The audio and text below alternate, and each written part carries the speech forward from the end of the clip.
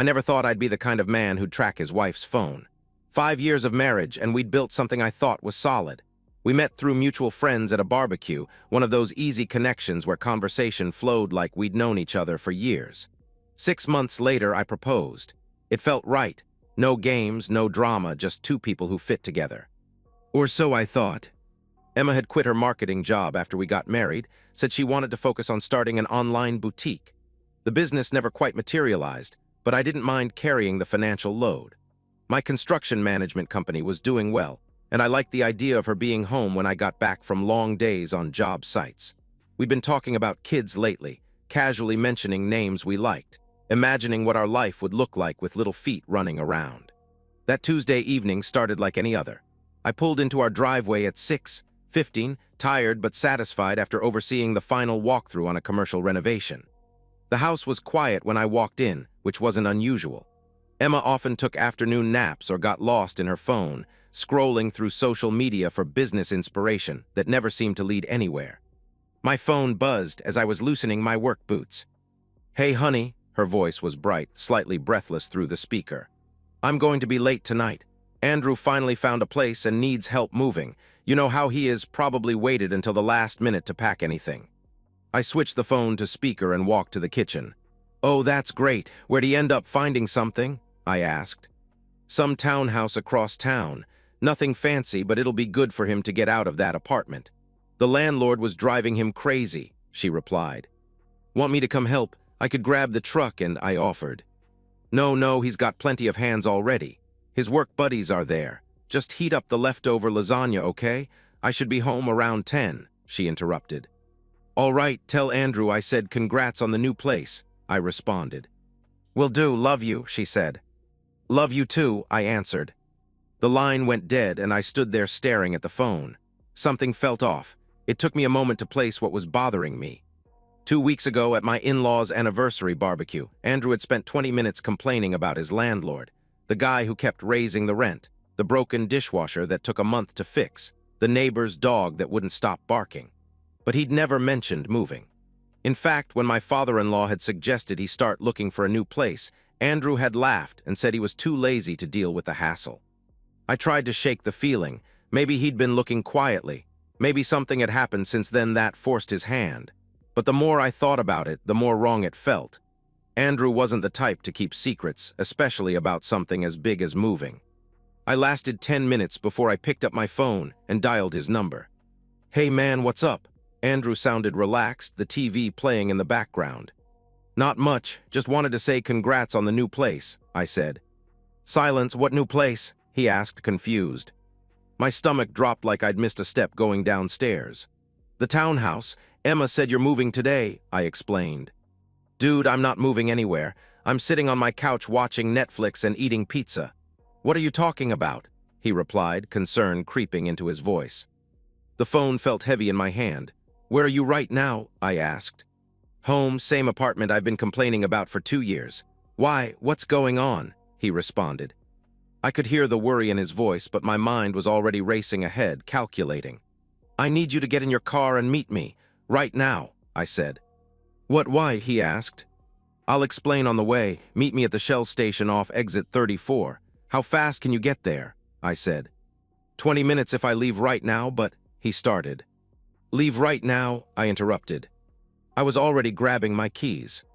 What? My hands were steady on the steering wheel, but my mind was spinning like a drill bit.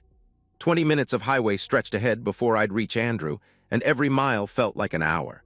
I kept replaying the phone call, searching for something I'd missed, some innocent explanation for why my wife had lied to my face. The phone rang through my truck speakers. "Andrew." "All right, I'm in the car. You want to tell me what the hell is going on?" he asked. I laid it out for him, clinical and direct. The call about helping him move. The townhouse he knew nothing about. The certainty in her voice when she'd told me she'd be home around 10. Andrew was quiet for a long moment. "That's Jesus. Are you sure she said my name specifically?" he finally asked. "She said you finally found a place and needed help moving. Your work buddies were helping. She knew exactly what she was talking." "NG about," I replied. "My work buddies don't even know where I live," he said grimly. The highway lights streamed past my windshield in yellow blurs. "I know this sounds crazy, but I started. It doesn't sound crazy. It sounds like Emma's lying. Question is why, he interrupted. That was the question, wasn't it? I'd never had reason to doubt her before. Sure, our marriage wasn't perfect. Whose was? But we didn't fight, didn't have trust issues. She'd never given me cause for suspicion, which somehow made this worse. If I couldn't trust my own instincts about the person I shared a bed with, what could I trust? Maybe she's planning something, Andrew suggested, though he didn't sound convinced. Anniversary surprise or something. Our anniversary was 3 months ago, I answered. Birthday, he tried again. Not for another 4 months, I replied. Andrew sighed heavily through the speaker. Okay, so probably not a surprise party. The Shell station came into view, harsh fluorescent lights cutting through the darkness. Andrew was already there, leaning against his Honda Civic, arms crossed. Even from a distance, I could see the tension in his posture. This wasn't his sister playing games anymore. This was his brother-in-law asking for help with something that might destroy his family. I pulled up next to him and rolled down my window. You ready for this? I asked. Ready for what exactly? What's the plan? He responded, walking closer. I held up my phone. Find my friends. We linked our phones a couple years ago after that hiking trip when I got separated from the group, I explained. Andrew's expression darkened. You're going to track her, he said. She lied about where she was. She used your name to cover for wherever she really is. I pulled up the app, my thumb hovering over her contact. Whatever we find, we deal with it, but I need to know, I said. And if she's, he started, then stopped. If she's what? I pressed. If she's with someone else, he finally asked. The question hung in the air between us like smoke. I'd been dancing around it for the last 30 miles, but Andrew had said it out loud. The possibility that my wife wasn't helping anyone move, that she was somewhere else entirely, with someone else entirely. Then I need to know that too, I answered. I tapped her name. The app loaded and a blue dot appeared on the map. Not at Andrew's apartment complex.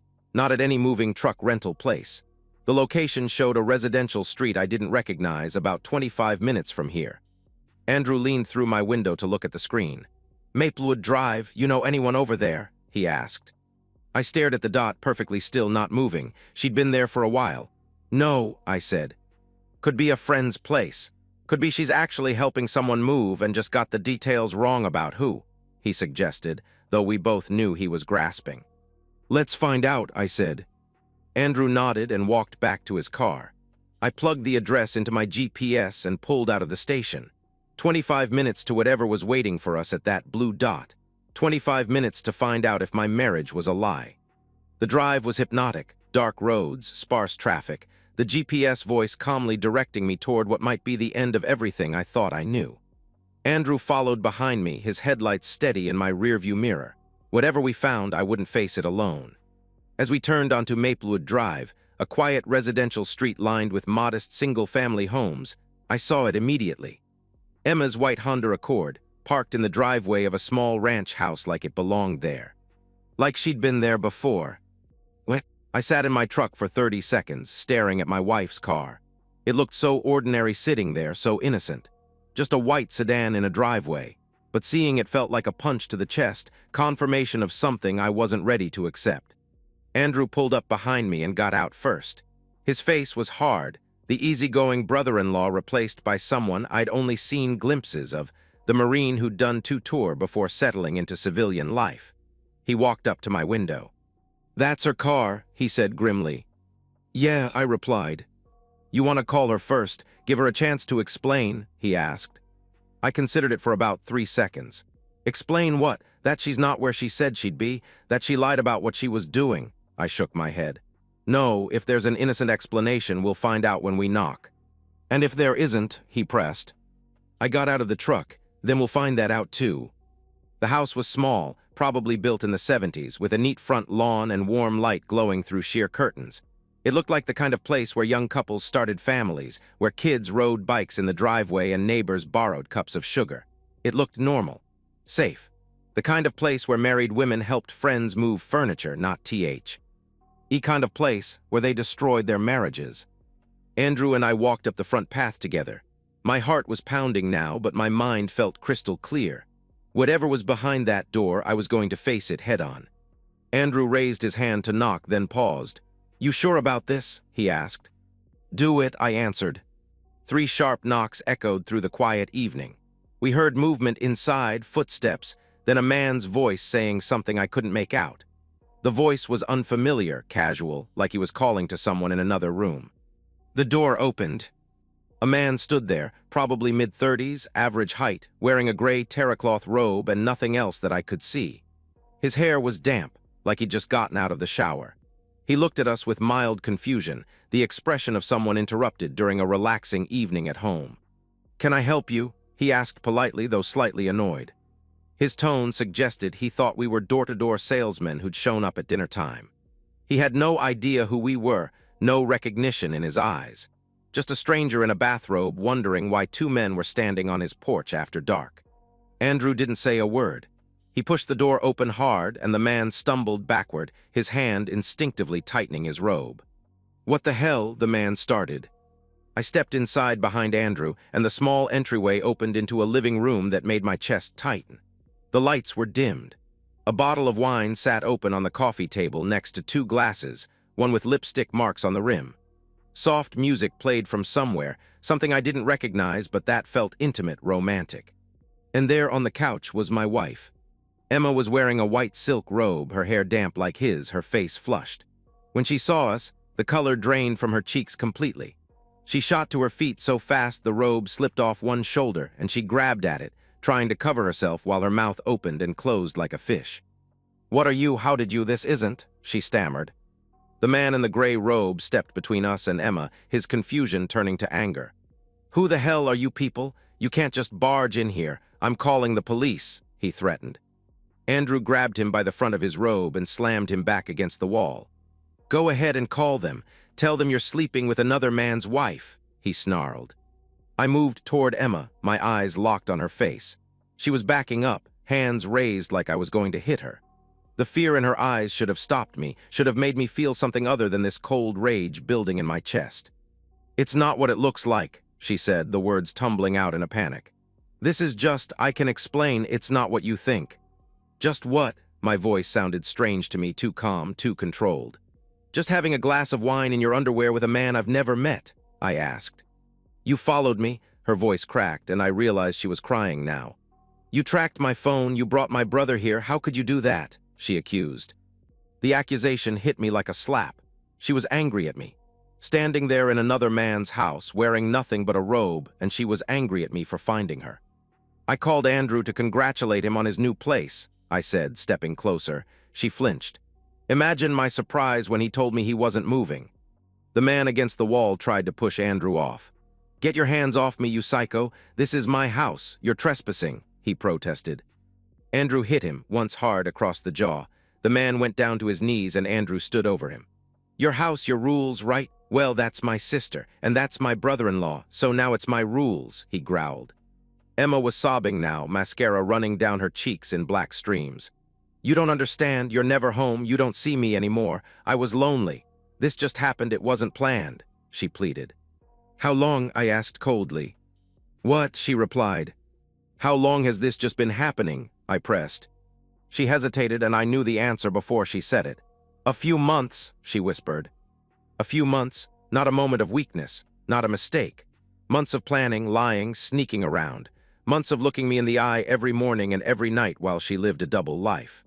The man on the floor was groaning, holding his jaw, blood seeping between his fingers. He looked up at Andrew. "I didn't know she was married," he said desperately. Andrew and I both turned to look at Emma. Her face went white again. "I told him I was separated," she whispered. "I said we were getting divorced."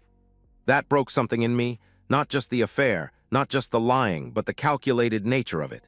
She'd been planning for this, setting up her next relationship while still sharing my bed. She'd been auditioning my replacement. The man struggled to his feet, using the wall for support. "Is this true? Are you not Getty?" "NG divorced?" he asked Emma. Emma looked between us, trapped.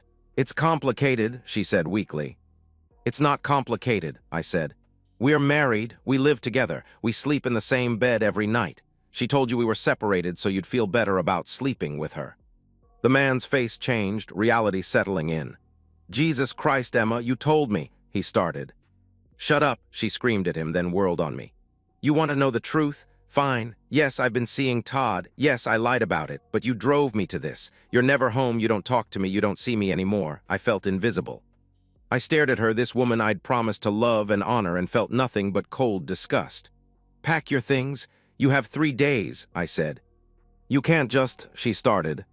3 days. After that, whatever's left goes to Goodwill, I interrupted. I turned to Andrew. Let's go. As we walked toward the door, Emma grabbed my arm. Please, we can work this out. I'll end it with him. We can go to counseling. I'll do anything, she begged. I looked down at her hand on my sleeve, then at her tear-stained face. You already did everything. This is the result, I replied. We left her standing in that living room, crying, while Todd held a dish rag to his bleeding nose. I didn't look back. What? I didn't go home that night. The thought of sleeping in the bed where Emma had lied to me for months made my skin crawl. Instead, I checked into a highway motel, the kind of place with thin walls and scratchy sheets that rented rooms by the hour. I sat on the edge of the bed for 2 hours, staring at the faded wallpaper, my mind completely blank. My phone buzzed constantly. Text after text from Emma, each one more desperate than the last. I'm sorry, we can fix this. Please come home, I love you, it meant nothing. I turned the phone face down and tried to sleep. By 7 a.m., I was making phone calls. Hartwell and Associates Family Law, how can I help you? The receptionist answered. I need to see someone today about a divorce. It's urgent, I said. I can get you in with Miss Hartwell at 9 a.m. if you're available, she replied. I'll be there, I confirmed. Madeline Hartwell was exactly what I needed. A woman in her 50s with steel gray hair and eyes that had seen every possible way marriages could implode. Her office walls were lined with law books and framed certifications, but no family photos. This was someone who understood that love stories often ended in litigation. I told her everything. The lie about Andrew, the tracking, the confrontation, Emma's admission that the affair had been going on for months. Ms. Hartwell took notes without judgment, occasionally asking clarifying questions about timelines and assets. In this state, adultery affects both asset division and potential alimony, she said when I finished. But you'll need documentation if you want to pursue a fault-based divorce. Do you have any proof beyond what you witnessed? Not yet, I replied. Then we need to get some, quickly before she has a chance to cover her tracks, she advised. That afternoon, while Emma left increasingly frantic voicemails, I went home with a purpose. She was staying at her mother's. I'd heard that much from one of her messages, which gave me time to search without interruption. Her laptop was still on the kitchen table where she'd left it, password protected but not encrypted. She'd always been careless about security, using the same password for everything, our wedding date. Within an hour, I had screenshots of months of text messages with Todd, explicit photos they'd exchanged, and email chains discussing weekend getaways I'd never known about. But the financial records were what really made my blood boil. Our joint credit card showed charges I didn't recognize, dinners at expensive restaurants while I was working late, hotel rooms during my business trips, lingerie purchases from stores she'd never shopped at for me. She'd been funding her affair with our money, making me an unwitting accomplice in my own betrayal. I documented everything. Screenshots, printed statements, receipts. By the time I was done, I had enough evidence to crucify her in court. The next morning, Ms. Hartwell filed for divorce citing adultery with a comprehensive exhibit list that would make Emma's attorney sick to his stomach. But I wasn't done. Todd worked at a boutique gym downtown, one of those places where wealthy women paid premium prices for personal training and overpriced smoothies. A quick Google search gave me the corporate office number. I'd like to report a concern about one of your trainers, I told the manager when I called. I have evidence that he's been engaging in inappropriate relationships with married clients. I emailed them selected screenshots of the text messages, carefully edited to remove Emma's identifying information while making it clear that Todd was involved with a married woman. Within 48 hours, he was terminated. Ed for violating company policy. Emma's family needed to know, not for revenge, but because I knew she'd try to spin this as somehow being my fault. Her mother deserved to hear the truth before Emma could poison that well. I sent her parents a calm, factual email explaining the situation. No emotion, no accusations beyond what I could prove. Just the facts. Emma had been having an affair, she'd been lying about it for months, and our marriage was over. I attached a few of the less explicit text messages as evidence. Her mother called me within an hour, sobbing. "I'm so sorry. I don't understand how she could do this to you. You've been nothing but good to her," she said through tears.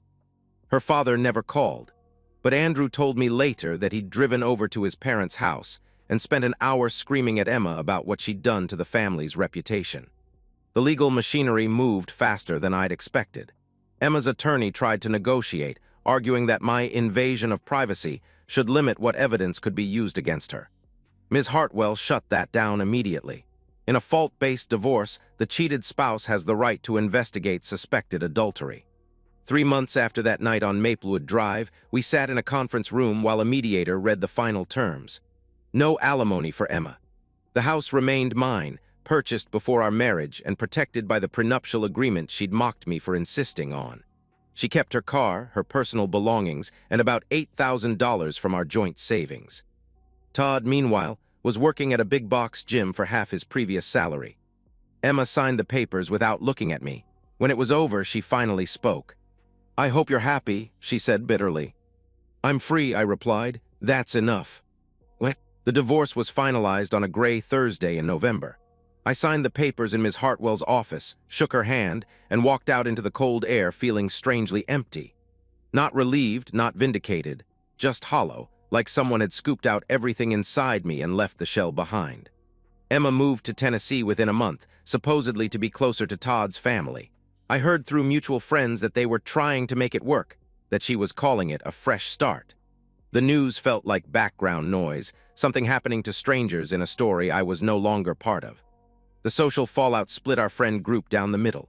Some people, mostly wives who'd always found Emma charming, whispered that I'd been cruel, that ruining her life was excessive punishment for a moment of weakness. They didn't know about the months of planning, the financial betrayal, the calculated lies. They only saw the dramatic ending, not the methodical destruction that had led to it. But the people who mattered saw through her narrative. Andrew became closer to me than he'd ever been, calling every week, inviting me to family dinners even though I was technically no longer family. I appreciated the gesture but kept my distance. Being around happy families felt like looking at a life I'd never have. Work became my sanctuary. I threw myself into projects with an intensity that surprised even me. 12-hour days became 14-hour days. My crew noticed I was quieter, harder, but also sharper. Details that might have slipped past me before now got caught immediately. Problems that used to frustrate me became puzzles to solve with mechanical precision. The company promoted me to regional manager within 6 months. The pay increase was substantial, enough to renovate the house completely. I gutted the master bedroom first, tearing out everything that reminded me of Emma. New flooring, new paint, new furniture. It felt good to swing a sledgehammer through walls that had witnessed her lies. I went on a few dates after the first year. Nothing serious. Dinner, a movie, carefully neutral conversations that stayed safely away from relationship talk. Most women could sense I wasn't ready for anything real. I found I didn't trust easily anymore, watching for small inconsistencies, moments when someone's words didn't match their actions. It wasn't paranoia exactly, just a hard-earned awareness that people weren't always who they pretended to be. The house, once a symbol of everything Emma and I were building together, became mine alone. I replaced her decorative touches with practical improvements. The guest room she'd used for her online business became a home office. Her garden became a workshop space. Every change felt like reclaiming territory. One evening last month, I was sitting on the back deck with a beer, looking out at the yard I'd been slowly transforming into something purely functional. No flower beds, no decorative touches, just clean lines and purposeful design. My phone buzzed with a text from Andrew. "Emma's back in town. Thought you should know." I read it twice, waiting for some emotional reaction. Anger, curiosity, even mild interest, but nothing calm. She was just another person now. Someone who'd once been important but had chosen to make herself irrelevant. I deleted the text and finished my beer. People ask me if I ever loved her. I did. That's why it hurt. That's also why I didn't look back when she showed me who she really was. Love doesn't mean you let someone destroy you. Sometimes the strongest thing you can do is walk away clean and let them live with the consequences of their choices. I'm not the villain in her story, and she's not the victim in mine. We're just two people who made different decisions when our marriage was tested. I chose to survive with my integrity intact. She chose, whatever she chose. I don't think about her much anymore, and when I do, I feel nothing. And that's exactly how I want it. And so, we've reached the end of today's story. Was it what you expected, or did it take a twist you didn't see coming? I'm curious to hear your thoughts. Share them in the comments below, and let's get a conversation going. If this story kept you hooked, make sure to hit that like button. And if you're new here or just haven't subscribed yet, now's the perfect time to join our community. I bring you fresh, captivating stories every day, so click that subscribe button and turn on notifications so you never miss out. Thanks for watching, and I'll see you in the next one.